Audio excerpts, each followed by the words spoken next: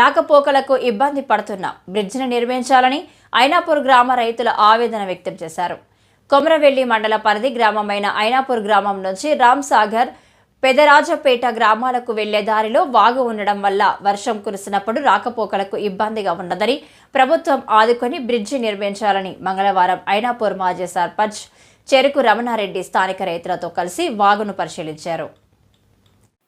ఈ సందర్భంగా ఐనాపూర్ మాజీ సర్పంచ్ రమణారెడ్డి మాట్లాడుతూ గ్రామానికి సంబంధించిన 50% మంది రైతులు అదే రోడ్డు నుండి తమ వ్యవసాయ పొలాలకు వస్తూ పోతూ ఉంటారని, ఎక్కువ వర్షం పడి వరద పోవడం వల్ల రవాణాకు చాలా ఇబ్బందికరంగా ఉంటుందని, తమ వ్యవసాయ పొలాల వద్దకు వెళ్లాలంటే కొమరవెల్లి లేదా రామ్సాగర్ గ్రామం నుండి తిరిగి పోవాల్సి వస్తుందని ఆవేదన వ్యక్తం చేశాడు.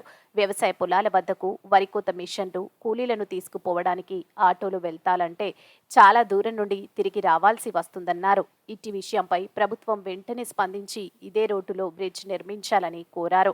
ఈ కార్యక్రమంలో కాంగ్రెస్ నాయకులు కాగిత మోహన్ రెడ్డి, దండు నరసింహులు, ఏర్పుల కనకయ్య, కొమ్ము రాములు, ఏర్పుల గోపాల్, దండు రవి, బొమ్మకంటి స్వామి, కొమ్ము కనకయ్య, బక్కీ రామ్దాస్, కొమ్ము యాదయ్య గ్రామ రైతులు పాల్గొన్నారు.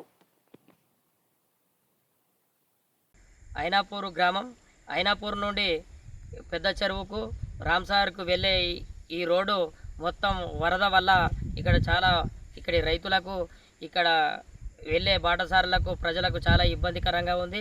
ఇది ఐనాపూర్ నుండి షార్ట్కట్లో రామ్సాగర్కు, పెదరాజపేటకు వెళ్ళే దారి. ఐనాపూర్ గ్రామానికి ఇక్కడ 50% మంది రైతులు ఇదే మార్గం గుండా వెళ్ళవలసిన పరిస్థితి ఉన్నది.